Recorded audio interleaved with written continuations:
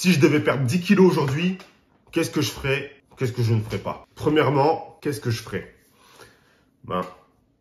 Tout simplement, j'essaierai de connaître mes besoins caloriques. C'est la base. Si on veut vouloir changer quelque chose, il faut pouvoir le mesurer. Donc après, je vous dis pas de rentrer dans une spirale où vous allez mesurer, peser chacun de vos ingrédients. Donc ça, c'est plus pour les personnes qui font du bodybuilding et qui ont des besoins bien spécifiques dans la vie de tous les jours. Alors, on va pas se casser la tête à peser chacun de nos aliments, à être dans des diètes restrictives, etc. Donc déjà, c'est quelque chose qu'il faut bannir de son quotidien si on veut éviter d'avoir à perdre 10 kilos un jour. Mais bon, ça, c'est la théorie. Dans la pratique, dans la vraie vie, c'est pas pareil. Donc déjà, la première des choses, ça serait ça. C'est de mesurer où j'en suis aujourd'hui. Donc d'essayer d'aller faire un bilan médical complet, des tests, essayer de voir mon niveau de glycémie, essayer de voir un petit peu où j'en suis au niveau de la masse grasse, de la masse musculaire, de la masse hydrique, d'identifier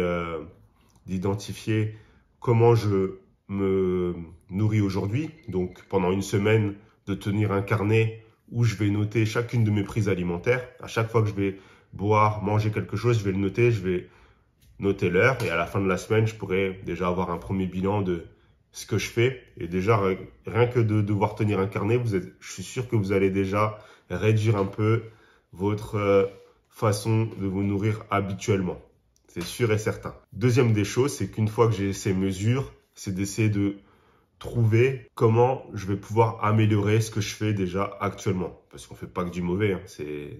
C'est sûr qu'on fait pas que du mauvais. Il y a des choses qui sont bonnes.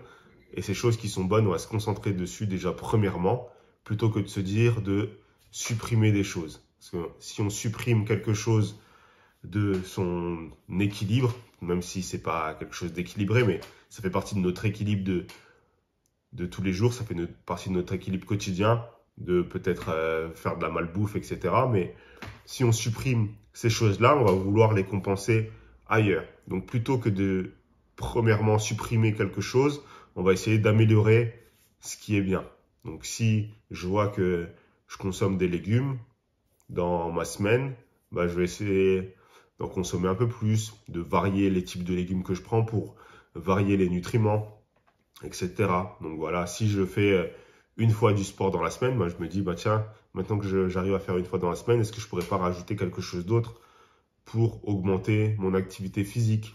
Donc sans forcément faire une séance de sport supplémentaire si vraiment dans mon emploi du temps j'ai du mal à la caler, mais marcher un peu plus longtemps, faire du jardinage, voilà, trouver des choses qui vont nous permettre d'augmenter notre cumul de temps à bouger dans la semaine. Ensuite, je vais m'attaquer à réduire des choses ou à modifier des choses. Donc si je vois que je prends des aliments qui sont un peu trop transformés, je vais voir comment, au moins une fois dans la semaine pour commencer, plutôt que de me faire un repas tout prêt que j'achète et que j'ai plus qu'à mettre au four, comment je vais pouvoir le faire moi-même. Peut-être que je vais faire du batch cooking, donc c'est-à-dire que je vais prendre une après-midi ou quelques heures pour préparer des repas que je vais mettre dans des tupperwares pour pouvoir les ressortir quelques jours après. Je vais les mettre au congèle et je vais pouvoir les ressortir après. Voilà, ça va être de faire des modifications, mais le tout, ça va pas être de modifier tout du jour au lendemain. Parce que c'est sûr et certain que au bout d'un moment, vous allez revenir dans vos anciens travers. Mais le tout, ça va être de trouver une chose, une piste d'amélioration, la tenir pendant une semaine, 2 semaines, rajouter une autre piste d'amélioration ou supprimer une des mauvaises habitudes qu'on avait ou la remplacer par une autre. Moi, je vous conseille plutôt de remplacer plutôt que de supprimer, parce qu'on va toujours chercher à avoir un équilibre. On enlève quelque chose, la balance elle monte d'un côté, on veut la compenser, etc. Donc instinctivement, on va fonctionner comme ça. Donc ce qu'il va falloir faire, c'est d'essayer de compenser par de nouvelles habitudes et de nouvelles choses qui vont pas être contraignantes dans un premier temps. Il ne faut surtout pas que ça soit une contrainte pour vous. Il faut que ce soit quelque chose qui vienne s'inscrire dans votre façon de faire, dans votre façon d'être, pour que ça puisse tenir dans le temps. Et c'est la première des choses à faire. Première étape, ça va être ça, de pouvoir avoir une vision globale, de vraiment clarifier la situation et d'apprendre à connaître vos habitudes de vie actuelles avant de vouloir les modifier. Si vous voulez la suite, abonnez-vous et je vous donne les étapes suivantes dans la prochaine vidéo.